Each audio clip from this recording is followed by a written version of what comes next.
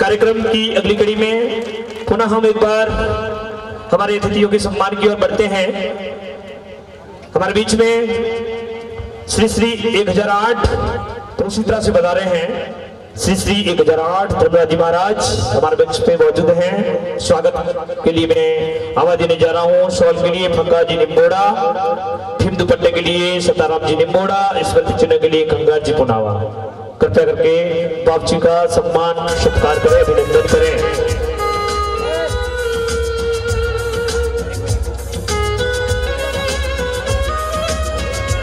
और इसी बीच सीताराम जी बहुत हमारे बीच में हैं, राष्ट्रीय कोर कमेटी सदस्य वामशेप के। आगे तैयार रहे जो मैं नाम ले रहा हूं। सभा के लिए रमेश कुमार जी सिलदार, माला के लिए आवाज देने जा रहा हूं विष्णु जी झेला और स्मृति चिन्ह के लिए दिनेश जी पुनावा। अब तैयार रहे। सीताराम जी बहुत राष्ट्रीय कोर कमेटी सदस्य। एक बार पुनः मैं सभी से अनुरोध करना चाहूंगा कि अगले कार्यक्रम की जो भी व्यवस्थाएं लेना चाह रहे हैं, घोषणा लेना चाह रहे हैं, आर्थिक सहयोग करना चाह रहे हैं, कृपया कर अपना नाम कमेटी तक पहुंचाएं ताकि आपकी मंच से उद्घोषणा हो सके। सीताराम जी बहुत के लिए सम्मान के लिए सभा माला स्मृति चिन्ह रमेश कुमार जी सिलदार, विष्णु जी झेला, दिनेश जी पुनावा। आ जाए तुरंत। बहुत को एक बार मीठी मीठी तालियों से अभिनंदन करें।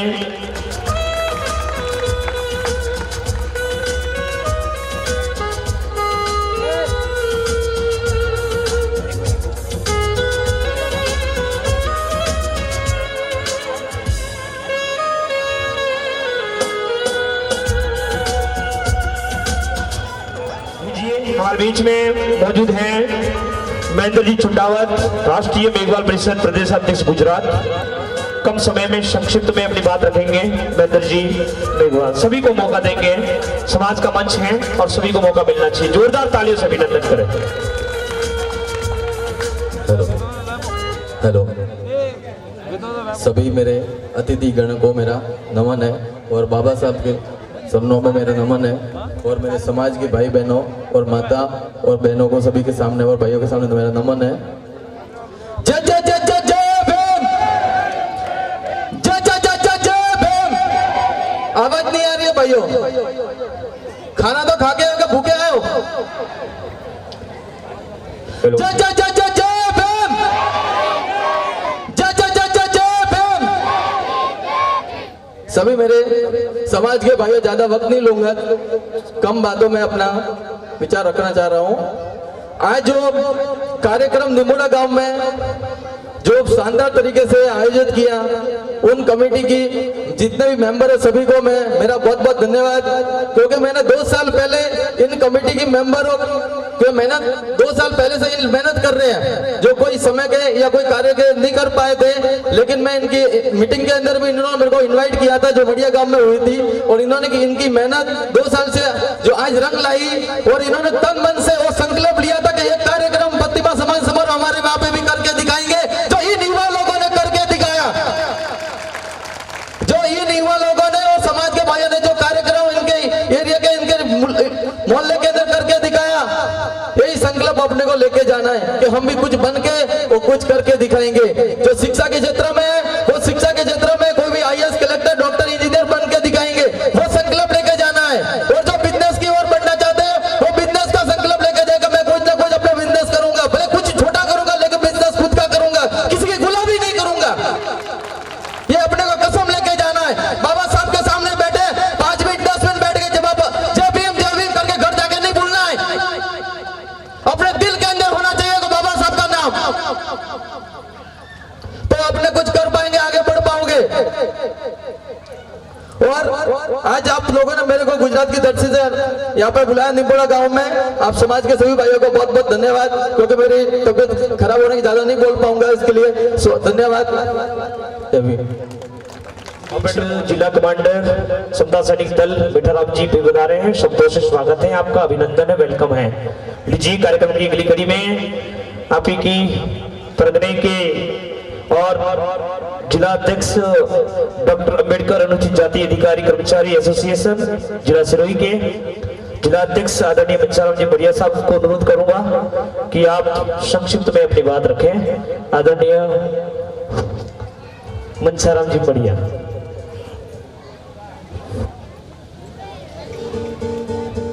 धन्यवाद हसन जी।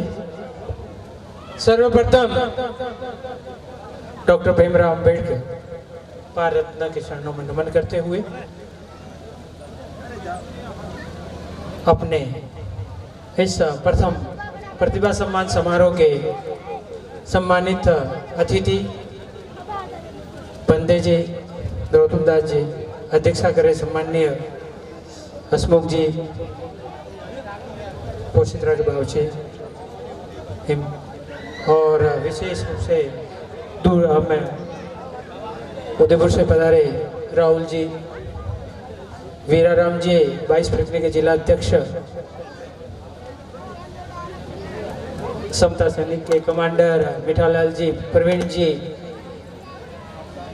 भाई मेघाराम जी और सरपंच साहबान, जनप्रतिनिधि विराजमान हैं, उन सभी को, साथ में सामने विराजमान सभी बहनें, बेटियां, बुजुर्ग भाइयों और सम्मानित होने वाले सभी बालक बालिकाओं, आप सभी को जय भीम, शुभाशीष, यथायोग प्रणाम। जैसा कि इस आयोजन का मुख्य उद्देश्य प्रतिभा सम्मान, और जब तक प्रतिभा हमारे यहाँ से नहीं निकलेगी, परिवार का सुधार या स्तर नहीं बदलेगा। इसलिए और उसको सुधारना है, जीवन का स्तर हमारा और समाज का हमें सुधारना है तो शिक्षा की ओर बढ़ना पड़ेगा। अन्यथा ये 2600 वर्ष 2500 वर्ष का है इतिहास, गौतम बुद्ध से लगा करके बाबा साहब वाला और अपन जी रहे हैं। निश्चित रूप से ये जागृति है वो 21वीं सदी हमारे बाबा साहब की है, अभी शुरुआत है, आने वाले में ये होगा। तो हमें शिक्षा की ओर ध्यान देना पड़ेगा और इसके लिए विद्यालय और शिक्षण संस्थान ये महापुरुषों के निर्माण के कारखाने हैं। विद्यालय, कॉलेज, विश्वविद्यालय और शिक्षण संस्थान है, ये महापुरुषों के निर्माण के कारखाने हैं और इस पे ध्यान देना पड़ेगा। अन्यथा जो हम चाह रहे हैं कि प्रतिभा हमारी निकले, निखरे और हमारा स्तर सुधर जाए, संभव नहीं है। यहाँ पे जितने जनप्रतिनिधि बैठे हुए हैं, गए हमारे मुख्य अतिथि, अध्यक्ष जी बैठे हुए हैं, दूसरे भी बैठे हुए हैं। अभी यहाँ पे दिया होगा एक ज्ञापन, किस लिए दिया मुझे पता नहीं है, लेकिन क्या आपने ज्ञापन दिया है? जिला स्कूल के अंदर कितने टीचर हैं, अध्यापक हैं, ज्ञापन दिया है? एक भी नहीं। लेक्चरर एक भी नहीं है राहुल जी, मेरवाड़ा के अंदर लेक्चरर एक भी नहीं है, मड़िया में एक भी नहीं है, अलीवाड़ा में नहीं है, सीलदर में नहीं है। क्या हाल है और क्यों हो रहा है, इस पर विचार करना पड़ेगा। प्रिंसिपल नहीं है सर एक भी, पदेन प्रिंसिपल नहीं है एक भी। तो हमारे जिन बालकों का, बालिकाओं का, हमारी संतानों का, हमारी संतति को हम बनाने भेज रहे हैं, उस कारखाने में कारीगर तो है ही नहीं है, और इसके लिए बात कौन रखेगा? हमें रखनी पड़ेगी। सरपंच भी बैठे हुए हैं, जनप्रतिनिधि बैठे हुए हैं, जागरूक युवा भी बैठे हुए हैं, बुजुर्ग भी बैठे हुए हैं। मैंने समय समय पर बात जिला स्तर पर उठाई, मुख्यमंत्री को लेटर दिया, लेकिन उसका प्रतिफल प्राप्त नहीं हुआ। और इसका मुख्य कारण क्या है? बाहर से आ जाते हैं, नौकरी करते हैं, साल भर 2 साल पैसे दे के अपने वहां चले जाते हैं, अपने थे जैसे के जैसे, अपनी स्कूलें खाली। तो इस पर मंथन करना पड़ेगा सबको कि हमारे ही क्यों है। मैं आपको बताऊंगा, आज से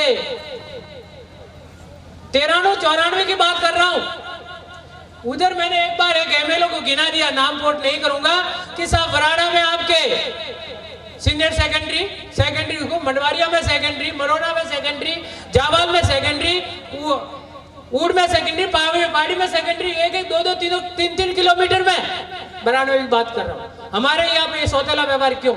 यहाँ थी कालंद्री से मेरमानवाड़ा, सिलदर थी नहीं उस समय, सिलदर कोई नहीं थी। क्योंकि हम तो वो वैसे ही डार्क जोन में आए हुए हैं, आसान्वित हैं, और अभी भी सरकार यही कर रही है कि हम ऐसे ही डार्क जोन में शिक्षा दे, होगा नहीं तो हमारा कल्याण होने वाला नहीं है। ये दूध पिएंगे ही नहीं तो हम कैसे बोलेंगे? मजबूर हैं हम। तो इसलिए हमें ये आवाज उठानी पड़ेगी कि भाई हमारे ये लगाइए आप। क्यों नहीं लगा रहे? क्योंकि हमारे बच्चे जो खिलाने वाले नहीं है, थाली खोल के बैठ गए, खिलाने वाले है नहीं, तो कौन खाएंगे? पेट कैसे भरेगा? इस पे चिंतन करने आए। ये थोड़ा सा इस क्षेत्र की भी थी। अगला अब है प्रतिभाएं हैं, अंदर से जागृति होती है। आपको अंदर से जागना पड़ेगा।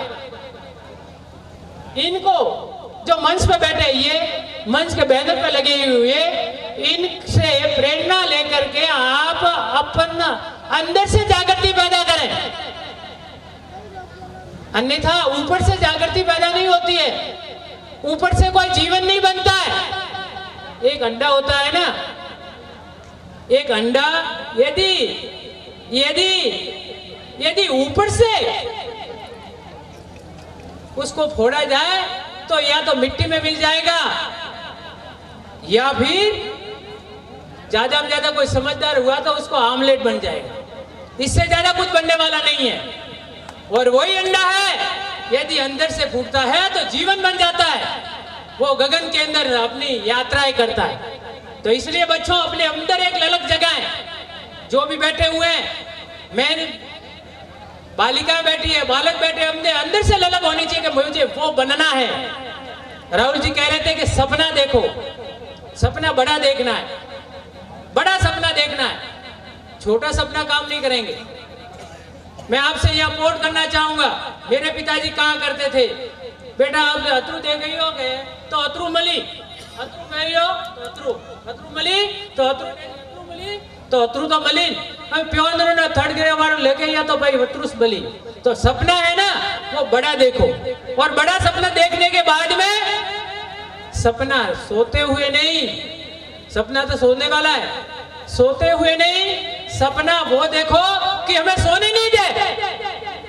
सोते हुए सपना नहीं देखना है, सपना वो देखना है कि हमें सोने ही नहीं दे। और इसके लिए क्या करना पड़ेगा?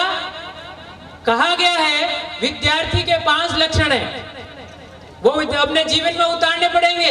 बहुत सारे बातें बता दी गई, पांडाल भर जाता है, कथा वाचन होता है, और जो आप सब जानते हैं वही बात बताते हैं। चोरी नहीं करनी, झूठ नहीं बोलना, ईमानदार रहना, वो करना है, सब वही बताए। तो भी आप वहां पे थोक के भाव पैसे डाल के आ जाते हैं, ले जाते कुछ नहीं है।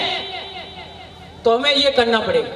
और कहा गया है, मैं ज्यादा वो कविता की ओर आपको नहीं ले जाऊंगा, बगुले जैसा बग ध्यानम काक श्रेष्ठा बग ध्यानम स्वान निंद्रा अल भारी गृह त्यागी विद्यार्थी नाम 5 लक्षणम।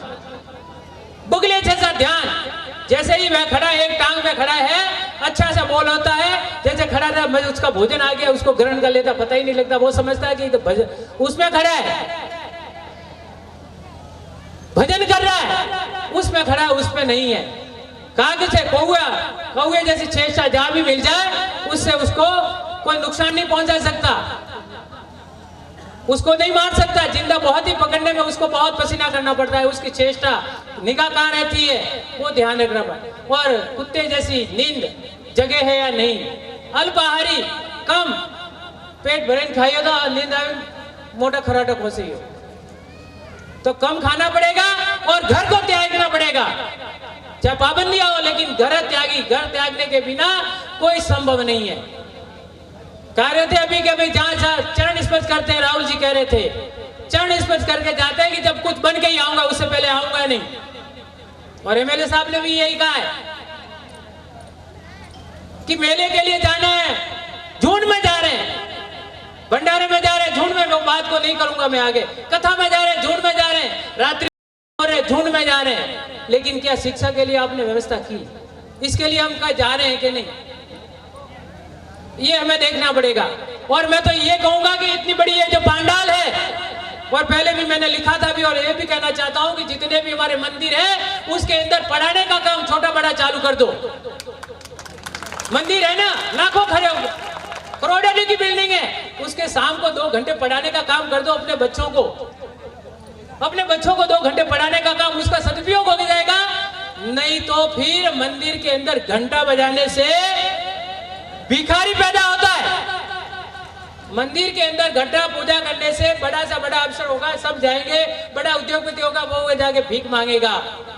और यदि आपने पाठशाला बना निर्माण कर दिया, शिक्षण संस्थान बना दी, तो वो अधिकारी बनाएगा, उद्योगपति बनाएगा, राजनेता बनाएगा और समाज का बदलाव हो जाएगा। तब तक बदलाव नहीं होता है। लोग कहते हैं कि साहब इतने राहुल जी वहां से आते हैं, वहां से उदयपुर से यहाँ क्या है, कौन जानता है इनको? कभी क्या इनके पीछे मुड़ के देखा है कि ये कर क्या रहे हैं? ये है महापुरुषों को, अधिकारियों को बनाने का कारखाना खोल रखा है। कलेक्टर, एसपी, थानेदार, डीवाईएसपी और अधिकारी जितने वो बनाने का कारखाना चला रहे हैं ये, और वो भी समाज की बदौलत, समाज उनका सहयोग कर रहा है निःशुल्क, बिना पैसे। इसलिए यहाँ पे ये हम दे रहे हैं। यहाँ पे इनका अपना अपना कर्तव्य बनता है कि वहां से ये आ रहा है आदमी, और ये क्यों, प्रश्न उठ सकता है, बहुत सारे यहाँ भी है, उनको क्यों नहीं? तो ये कारखाना है महापुरुषों को, अधिकारियों को, नेताओं को, समाज सुधारकों का कारखाना चला रहे हैं। इसलिए मैं इस मन से उनका साधुवाद करता हूँ। इस हमारे निम्बोड़ा धरती पर आपका तहे दिल से स्वागत करता हूँ। और दूसरी बात, एक बात कह के मैं आपको, हमारे उद्घोषक महोदय सामने खड़े हैं, मैं कहीं तो अब वह बात है सुगंध की, जो सुगंध फैल रही है ना, ये आपके सामने बहुत सारे बैठे हैं, अधिकारी बैठे हैं, गजेटियर भी बैठे हैं, सेकंड ग्रेड भी बैठे हैं, फर्स्ट ग्रेड भी बैठे हुए हैं, राजनेता भी बैठे हुए हैं, सेवानिवृत्ति बैठे हुए हैं, और ये सब बैठे हैं। जब ये सुगंध फैल रही है तो ये कहावत है कि धूप बत्ती होती है, जलाते हैं, कहीं पहुंचते हैं तो बड़ी लंबी सांस लेके खा खुशबू आवे रही है प्यारी, और उसको खींचते आवे, ऐसे सोचते हैं अपन। लेकिन क्या हमने ये चिंतन किया कि वो खुशबू आ कैसे रही है, खुशबू आ कैसे रही है? उसको देखो तो वो अपने अस्तित्व, धूप बत्ती है, वो अपने अस्तित्व को मिटा रही है, उसके बाद में पूरे पंडाल में, पूरे क्षेत्र में अपनी खुशबू फैला रही है। तो वो हमें करना पड़ेगा, तपना पड़ेगा, जलना नहीं है, खत्म नहीं होना है, तपना है। और रही बात, आप यहाँ से लक्ष्य लेके पहुंचे, उद्देश्य के बिना काम नहीं होता है।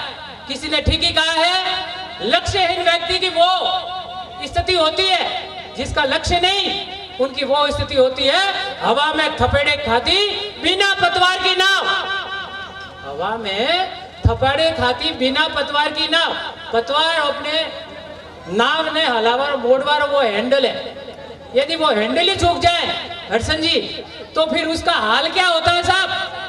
बड़ा सा एक झील है, समुद्र है, ये झील है, इधर आया घूम गई ना, पानी में मिली नहीं, ओ कि कैसे जाएंगे, हाथों से हिले नहीं, तो फिर वो हवा के सहारे हो जाती है, तो उधर जाएगी हवा, किनारा आ गया, बड़ा उम्मीद करे किनारा आई हो तब उतरे ही पा बड़ा दी एक हवारू झोंकू आवी तो बंडा मेलियो, हाँ बस में पड़िया बाजा फटे जाइयो, तो बटा दी हवारू झोंकू हनी भागती बाजू हनी ने बटे मझधार में रही हो।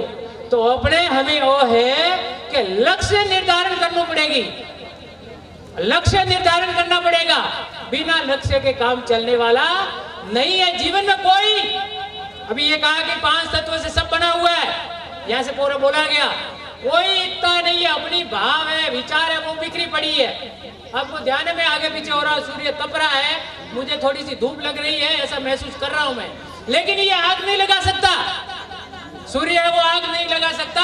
बच्चों, आग तब लगती है कि एक गिलास ले लो, मैग्नीफाइड ग्लास होता है, इस ग्लास को लगा करके उसके सामने किरणों को एक स्थान पे एकत्रित कर दो, आग लग जाएगी। और ऐसे ही तुम्हारे विचारों को एकत्रित करना पड़ेगा, शिक्षा के प्रति ध्यान केंद्रित करना पड़ेगा।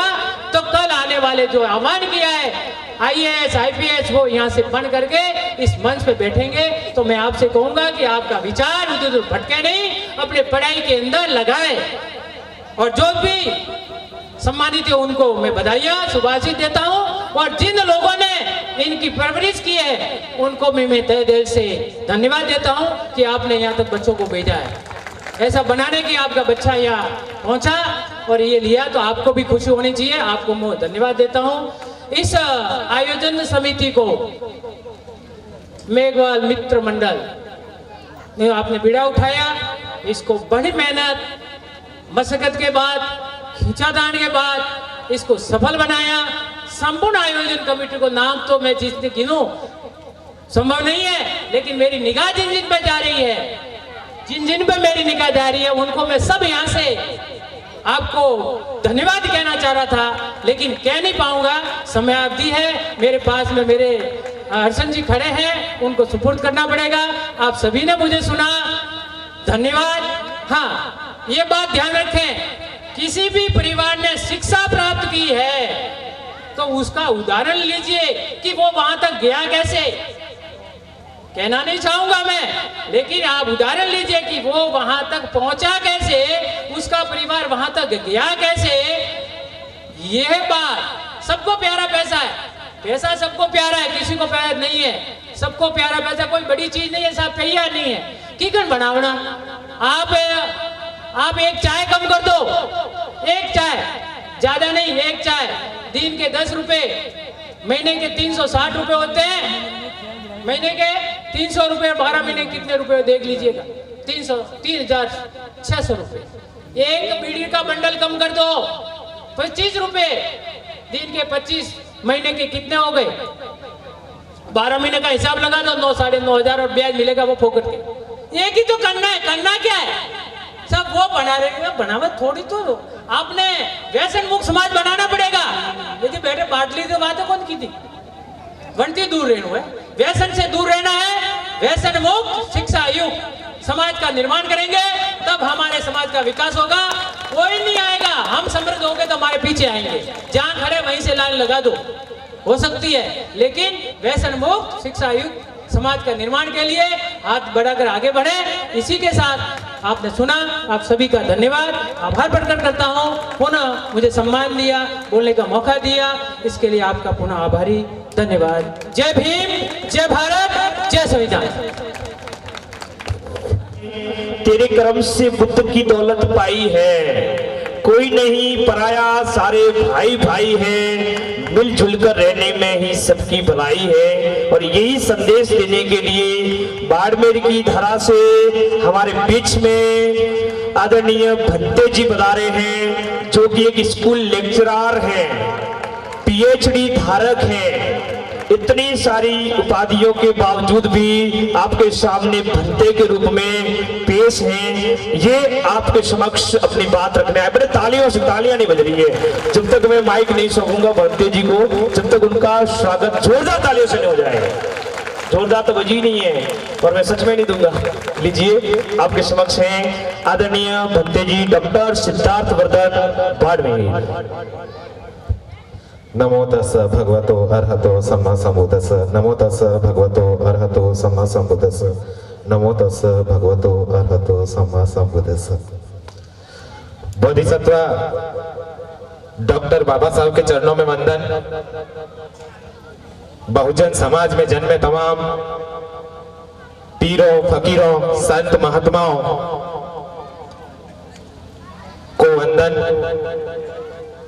पूज्य माता पिता को चरण स्पर्श, जिन्होंने मुझे ये अवसर प्रदान किया और शिक्षा प्रदान की। पूज्य गुरुवर को वंदन, जिन्होंने मुझे ये चीवर दे करके चरत भिगवे चारी गंग बहुजन हिताय बहुजन सुखाय के लिए चुना। वंदन इस सिरोही की धरती को, जिसने इस मुकाम तक मुझे पहुंचाया। और नमो बुद्धाय जय भीम आप सब प्रबुद्ध उपासक गणों को, उपासिकाओं को, कि आज आप सभी संगठित होकर के यहाँ उपस्थित हुए हैं। मंचासीन अतिथिगण, सामने विराजे जो आज सम्मानित हो रही प्रतिभाएं और युवा साथियों से बड़ी उम्मीद के साथ यहाँ आया हूँ। मेरा स्वास्थ्य थोड़ा ठीक नहीं था, 5-6 दिन हम आवासीय शिविर में व्यस्त थे, तो वहां थोड़ा सा स्वास्थ्य नाजुक हो गया। सर का कॉल आया कि आपको इस समारोह में आना है, तो मुझे एक ही बात याद आती है, तथागत का हमारे लिए एक ही आदेश है जो इस वस्त्र में है, और एक आदेश वो है चरत भिगवे चारिका बहुजन हिताय बहुजन सुखाय। चारिका करनी है, चारिका का मतलब है घूमना है, बहुजनों के हित के लिए, बहुजनों के कल्याण के लिए। और इसी उद्देश्य से आया हूं। बहुत से साथी लोग असमंजस में होंगे, क्योंकि जिस मुकाम पर मैं आज खड़ा हूं और आपने मुझे जो ये मुकाम दिया है, इसमें इस सिरोही धरती का बहुत बड़ा हाथ है। और ये हाथ क्यों है?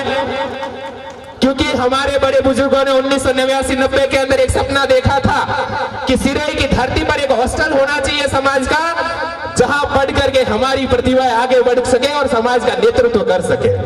और उसी हॉस्टल के अंदर 3 साल रह करके ग्रेजुएशन किया और इस मुकाम तक पहुंचा हूं। तो मेरा ये फर्ज बनता है कि जिस समाज से मैंने लिया है, जिस समाज से पा करके मैं मुकाम तक पहुंचा हूं, केवल मेरा ये इतना ही उद्देश्य नहीं होना चाहिए कि मैं अपना पेट पाल करके अपना अच्छा सा मकान बना करके रहना चाहूं। मेरा फर्ज बनता है कि जो मेरा समाज आज भी पिछड़ा हुआ है, मेरा समाज जो आज भी वंचित है, मेरा समाज आज भी जो पीछे की पंक्ति में बैठता है, उस समाज को उस मुकाम तक पहुंचाऊं जिस मुकाम पर मैं खड़ा हूं। और बाबा साहब का आदेश भी मेरे लिए यही है, और मैं उसी बात को कोट करना चाहूंगा कि बाबा साहब हमारे लिए क्या आदेश देकर के गए हैं। साथियों, बहुत बार यहां से आवाज उठी, इस मंच से आवाज उठी कि शिक्षा को ग्रहण करना चाहिए, शिक्षित होना चाहिए, और हम लोग बड़े चाव से कह देते हैं शिक्षित बनो, संगठित रहो और संघर्ष करो। लेकिन मुझे बड़ा अफसोस होता है, दुख भी होता है, एक पीड़ा होती है, एक वेदना उठती है कि शिक्षा कैसा शिक्षित होना है, कैसा संगठित होना है और कैसे संघर्ष करना है, ये बात कोई नहीं बताता। और ऐसा क्यों हुआ? क्योंकि हमने बाबा साहब की विचारधारा को अपने उद्देश्य के अनुसार उसको परिवर्तित कर दिया। जैसा हमें लगा वैसी बाबा साहब की विचारधारा को लोगों तक पहुंचा दिया। अब बाबा साहब का उद्देश्य क्या था? हमने एक काम किया, जो हमारे शिक्षा के मंदिर हैं, जहां से शिक्षाएं प्राप्त होती है, गेट के बाहर हमने 2 शब्द लिख दिए, ज्ञान के लिए आइए और सेवा के लिए जाइए। 2 शब्द लिख दिए, लेकिन 2 शब्दों पर कभी गौर नहीं किया। और ये गौर बाबा साहब ने 1956 के अंदर जब यहां से चले गए, तब 3 शब्द दे करके गए, और हमने उन 3 शब्दों को तो पकड़ लिया, शिक्षा, संगठन और संघर्ष। लेकिन वो बात नहीं कर पाए, कैसी शिक्षा, कैसा संगठन, कैसा संघर्ष। बाबा साहब कहते हैं हमें केवल 2 बातें बताई जाती, ज्ञान के लिए आइए और सेवार्थ के लिए जाइए। बाबा साहब इसके लिए अलग बात करते हैं, जो बाबा साहब की तरफ किसी का ध्यान नहीं गया। बाबा साहब कहते हैं कि अवर students should be learn and lead.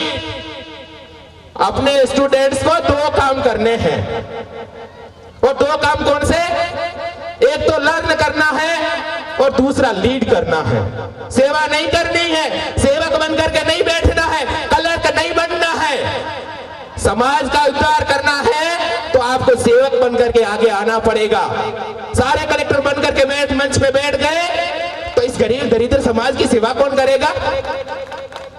सारे अधिकारी बनकर के मंच से भाषण देंगे तो इस गरीब समाज की सेवा कौन करेगा? इस समाज के बीच में जाकर के उनको रास्ता कौन दिखाएगा? इस पे कभी भी नहीं सोचा गया है। और बाबा साहब ने एक बात और कही है कि सेवा करनी है तो समाज के अंदर सेवक पैदा करने पड़ेंगे जो गरीब से गरीब समाज की सेवा कर सके। और वो रास्ता केवल और केवल इस दुनिया का एकमात्र धर्म सिखाता है, वो बौद्ध धर्म है। सबके प्रति मैत्री, सबके प्रति करुणा, सबके प्रति समानता का भाव, चाहे वो स्त्री है, चाहे वो पुरुष है, चाहे वो किसी जाति धर्म का है, चाहे वो किसी क्षेत्र विशेष का है, उन सबके प्रति मैत्री की भावना, सबके प्रति करुणा की भावना। और इस बात को ग्रहण करके मैं आगे बढ़ रहा हूं, आज आपके बीच में उपस्थित हुआ हूं। अब मैं बात करना चाहूंगा कि हमें क्या करना चाहिए था। बाबा साहब ने आदेश तो दे दिया, लर्न करना है, लेकिन लर्न क्या करना है? स्कूलों में आपको बहुत कुछ पढ़ाया जाएगा, उसको केवल एग्जाम पास करने के लिए आपको पढ़ना है, लेकिन उसमें से क्या हमें ग्रहण करना है, क्या हमें अपने जीवन में धारण करना है और उसके अनुसार अपना आचरण करना है, वो बात उसमें से आपको निकालनी पड़ेगी। वो किताबों में नहीं बताई जाती है, वो स्कूल के किसी क्लासरूम में नहीं पढ़ाई जाती है, वो स्कूल के किसी शिक्षक के द्वारा नहीं की जाती है। और बाबा साहब इसके लिए कहते हैं कि हमारे विद्यार्थियों को क्या करना है, जितना भी अवसर मिलता है, जैसा भी अवसर मिलता है, शिक्षा ग्रहण करने में अपना टाइम वेस्ट करना है, अपना समय शिक्षा ग्रहण करने में खपाना है। केवल स्कूल में जाकर के आपके क्लासमेट कुछ भी करते होंगे, अलग अलग जाति धर्म अलग वर्ग के लोग आते हैं, कोई अच्छा जींस पैंट पहन करके आएगा, कुछ अच्छा बस्ता लेकर के आएगा, कुछ अच्छी कॉपी किताब लेकर के आएगी, लेकिन हमें क्या करना है? हमारे पास जैसा और जितना अवसर है उतना भरपूर फायदा हमें उठाना है और उसमें हमें अपना सारा कुछ न्योछावर करके शिक्षा को ग्रहण करना है, सीखना है। लेकिन आज का युवा क्या कर रहा है, हमारा स्टूडेंट क्या कर रहा है, हमारा विद्यार्थी क्या कर रहा है, ये हम सबसे छुपा हुआ नहीं है। दूसरी बात ये करनी है कि कोई कहता है मैं तो गरीब हूं, मेरे पास में कुछ भी नहीं है, मैं अपने बच्चों को कैसे पढ़ाऊं? बाबा साहब उनके लिए कहते हैं कि गरीबी क्या होती है इससे अच्छा कोई मेरे के अलावा नहीं जानता, अभाव क्या होते हैं मेरे अलावा कोई नहीं जानता। यदि आपने ठान लिया कि इस दुनिया के अंदर मैं किसी से कम नहीं हूं, और ये दुनिया है, इसको मैं फतेह कर सकता हूं, मैं जीत सकता हूं और मैं वो शिक्षा ग्रहण कर सकता हूं, चाहे मेरे पास में कितना कुछ भी अभाव हो, तो आप इजीली ग्रहण कर सकते हैं, एक बाबा साहब बन सकते हैं। इतना दो काम करने हैं लर्न करने के लिए, एक तो हमें किसी से कम नहीं आंकना है, दूसरा काम करना है जितना हमें अवसर मिलता है शिक्षा ग्रहण करने का वो काम करना है। इसके अब जब स्कूल में चले गए, आपने ठान लिया कि मैं किसी से कम भी नहीं हूं और मुझे जो अवसर मिल रहा है उसको मुझे ग्रहण करना है, उसका फायदा उठाना है, तो हमें सीखना क्या है? और बाबा साहब कहते हैं कि विद्यार्थी के अंदर, जैसे मनसाराम जी कह रहे थे ना, 5 गुण होने चाहिए। मैं बताता हूं कि बाबा साहब ने भी विद्यार्थियों को 5 गुण ग्रहण करने के लिए कहा है और उसके आधार पर अपना चरित्र निर्माण करने के लिए कहा है। बाबा साहब भी 5 बातें कहते हैं कि विद्यार्थी को ये करना चाहिए। कौन सी 5 बातें? पहली बात है विद्या। अब विद्या का मतलब क्या है? शायद आज तक किसी ने नहीं बताया होगा, बाबा साहब बताया के गए। विद्या का मतलब है दूसरों के विवेक से चलने वाली बुद्धि का त्याग करके अपने विवेक से चलने वाली बुद्धि का विकास करना, ये बाबा साहब कहते हैं। दूसरों के विवेक से चलने वाली बुद्धि का त्याग कर दो और अपने अंदर ऐसा विवेक पैदा कर दो, उसके अनुसार आप चल सको।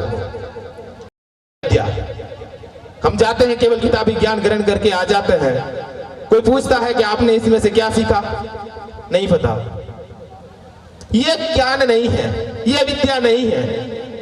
जब तक आपने अपने अंदर विवेक पैदा नहीं किया, अपने अंदर तर्क पैदा नहीं किए, अपने कसौटी के अंदर उसको खरा उतारने का संकल्प नहीं लिया, नहीं सीखा, आपका ज्ञान है वो बेकार है।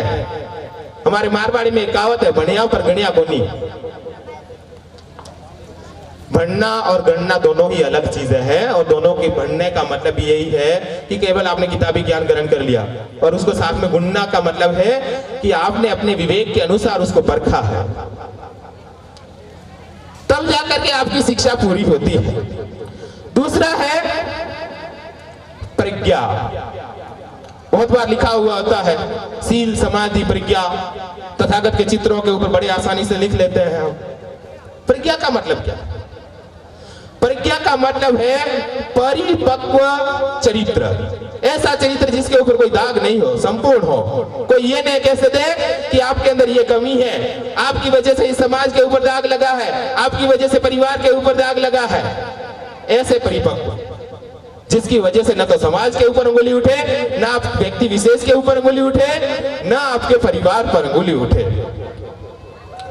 तीसरी बात करते हैं शील। मान्यवर इंजीनियर साहब भी कहते हैं कि त्रिशरण और पंचशील आर्य सांघिक मार्ग को यदि कोई ग्रहण कर लेता है तो वो अपना उद्धार कर लेता है। शील क्या है? और विशेष रूप से अपने समाज के लिए कहना चाहूंगा कि शीलों के अंदर जो 5वां शील है, तथागत ने 5 शील दिए हैं उपासक और उपासिकाओं के लिए कि आपको 5 शीलों का पालन करना है। 5 शीलों के अंदर जो 5वां शील है, सुरा मेरे मज्ज पमाद ठाना वेरमणि शिखा पदं समाधियामि। सुरा मेरे मज्ज पमाद ठाना वेरमणि शिखा पदं समाधियामि। कच्ची पक्की कोई भी शराब में ग्रहण नहीं करूंगा, ऐसी कसम खा ली। और ऐसा कोई भी नशा नहीं करूंगा जिससे मेरे चित्त के अंदर, मेरे दिमाग के अंदर विकृति पैदा होती है, ऐसा कोई नशा ग्रहण नहीं करूंगा। ये 5वां शील है। उसके अलावा सर कह रहे थे चोरी नहीं करना, झूठ नहीं बोलना है, किसी की हत्या नहीं करनी है, सताना नहीं है, व्यभिचार नहीं करना है। ये 4 शील और है, लेकिन जो हमारे समाज को सबसे बड़ी जरूरत है वो 5वें शील के पालन करने की जरूरत है, जिसमें किसी भी नशा न करें हम।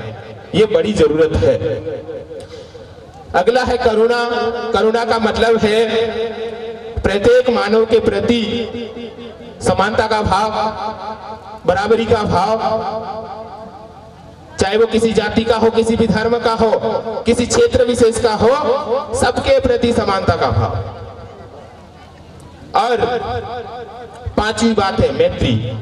प्रत्येक प्राणी मात्र के प्रति दया का भाव, समानता का भाव, कि ये जो संसार है, जो प्रकृति है, वो केवल मेरे लिए नहीं है। इस संसार और प्रकृति है वो इस धरती के ऊपर जितने सारे प्राणी पाए जाते हैं उन सभी प्राणियों के लिए है, और उन सबकी रक्षा करना मनुष्य का दायित्व है, क्योंकि मनुष्य है वो सभी प्राणियों में बुद्धिमान है। दूसरी बात आती है, ये तो थी शिक्षा की बात। दूसरी बात आती है संगठन की बात। संगठन का मतलब ये नहीं है कि केवल मेघवाल समाज संगठित हो गया, केवल दूसरे और समाज संगठित हो गए, क्योंकि ये जमाना है वो लोकतंत्र का जमाना है, और केवल मेघवाल समाज एक संगठित होने से सत्ता प्राप्त नहीं कर सकते। और यदि हमें सत्ता प्राप्त करनी है तो हमें संगठित होना पड़ेगा। और संगठन भी कैसा कि जातियों के होते हुए संगठित लोग नहीं हो सकते। और जातियों को त्यागने के लिए बाबा साहब ने 1956 में एक सबसे बड़ी व्यवस्था दी कि जिस प्रकार सारी नदियां समुद्र में गिरने से पहले अपना अस्तित्व खो देती है, आप किसी भी समुद्र का पानी उठा करके देख करके ये पता नहीं कर सकते ये कृष्णा का है, ये गोदावरी का है, ये कावेरी का है, ये जमुना का है, ये न्यूनी का है। इस तरीके से आप पता नहीं कर सकते कि ये जल किस नदी का है।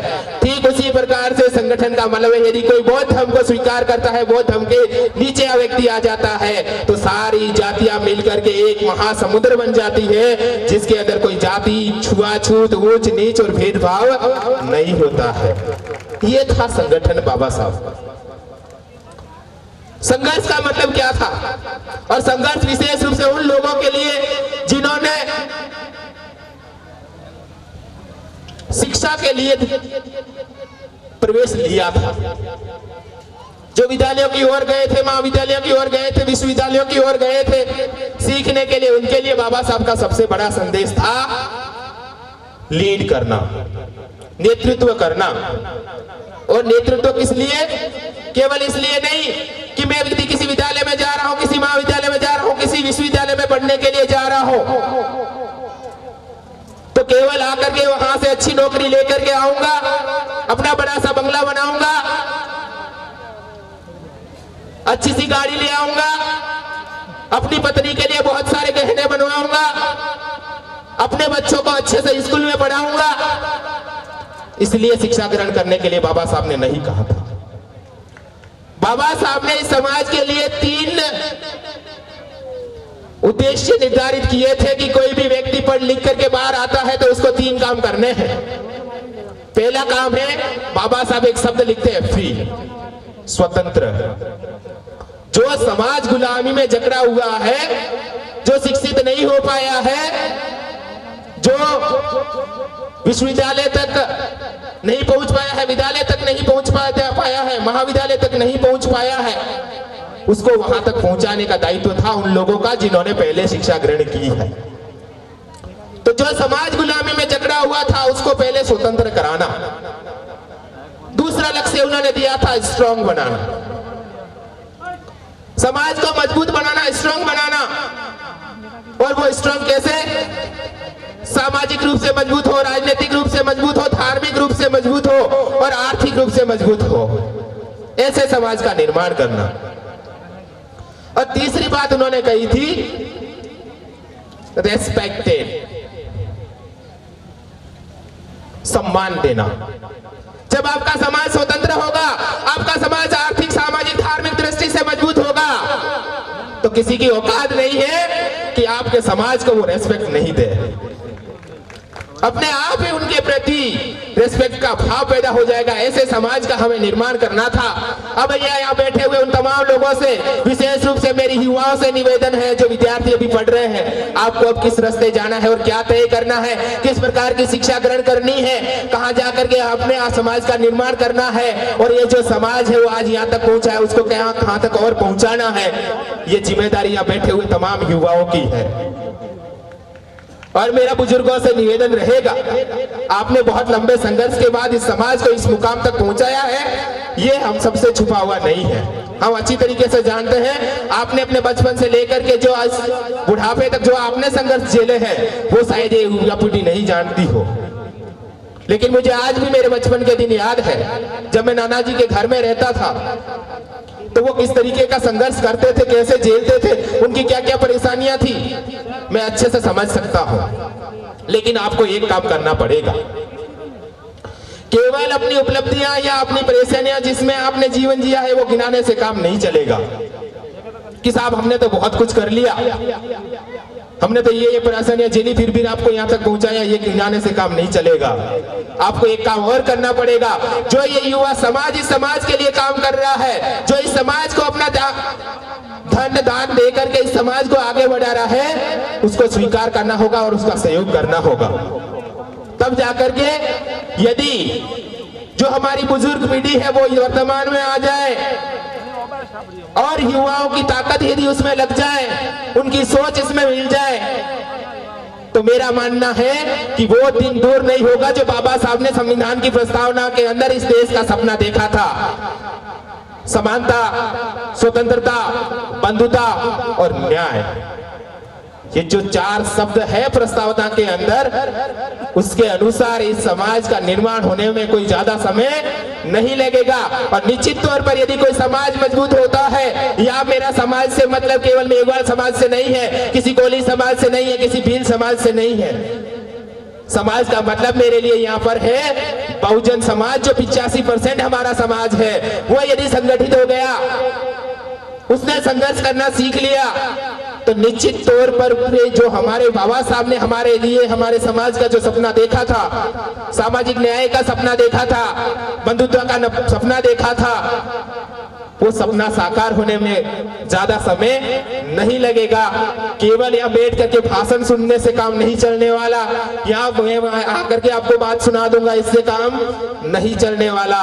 और ये काम तब चलेगा जब यहाँ बताई गई बातों के ऊपर गौर किया जाए और मजबूती के साथ में उसको स्वीकार करके उसके अनुसार आचरण किया जाए, तो हम निश्चित तौर पर सफल होंगे और बहुत ही कम समय में हम वो मुकाम हासिल कर पाएंगे, ऐसी मेरी कामना है। साथ ही मुझे ये मंच प्रदान किया, यहाँ बुलाया, मान सम्मान दिया, उसके लिए मैं आभारी हूँ। 2 बातें और क्लियर कर देता हूँ। बहुत से ग्रुपों में एक बात आ रही थी कि बनते का मतलब क्या होता है। बहुत से साथी आपस में बात, बनते कहाँ से नया शब्द आ गया, कौन पैदा हो गया भाई है। तो भंते का मतलब साफ है, जिसने अपने सारे भय का अंत कर दिया, उसको कोई भय नहीं है, वो बनते हैं। कैसा भय? समाज क्या कहेगा, जाति वाले क्या कहेंगे, घर परिवार वाले क्या कहेंगे, लोग क्या कहेंगे, इन सब बातों से मुक्त हो जाओ, अपने अनुसार आचरण कर लो। यदि आपका आचरण सही है तो आपके ऊपर कोई अंगुली उठाने वाला नहीं है। इसका मतलब है भंते।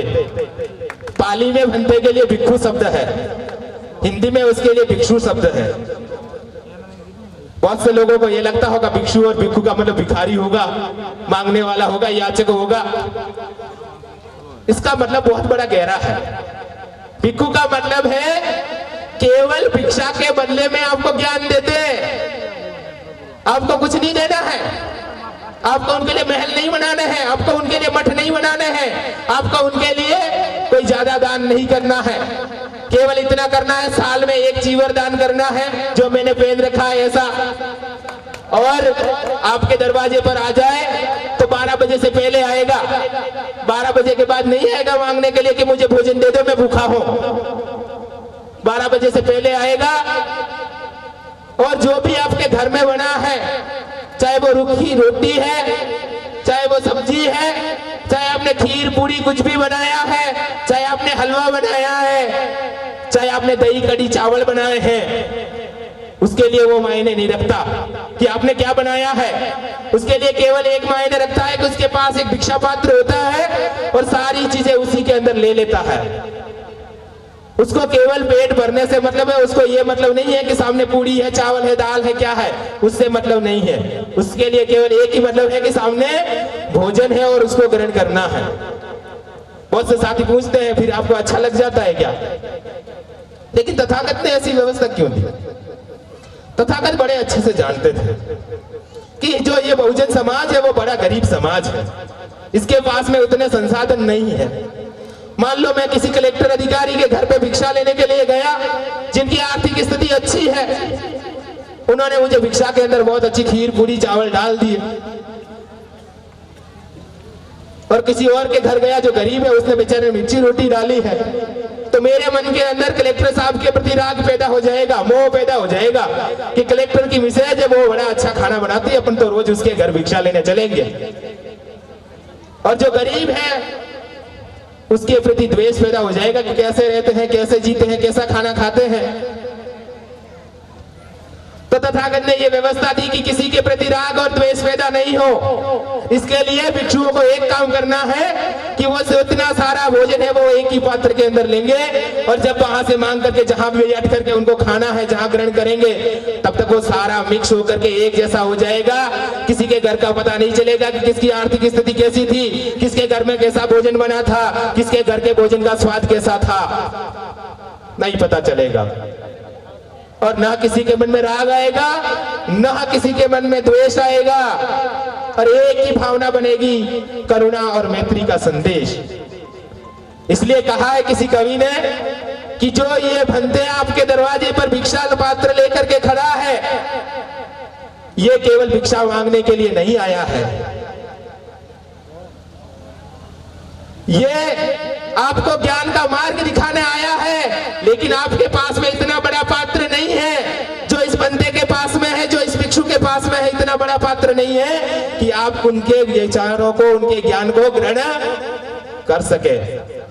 तो मैं समाज से ये निवेदन करना चाहूंगा, जो यहाँ बैठा है, आपको उस बड़े पात्र का निर्माण करना है कि आपके दरवाजे पर, आपके घर के चौखट पर कोई भिक्षु आता है तो केवल वो भोजन के लिए नहीं आता है, आपको तथागत का संदेश देने आता है। और वो तथागत जो एक छोटे से गांव, छोटे से शहर में पैदा हुए, चाहते तो वो राजा बन सकते थे, अपने राज्य के राजकुमार थे, लेकिन उनको राजा बनना मंजूर नहीं था, और वो निकल पड़े इस दुनिया के दुखों को दूर करने के लिए, इसके दुनिया में भाईचारा बढ़ाने के लिए। और वो बंदा केवल एक राज्य का राजा नहीं बना, पूरे संसार का राजा बन गया।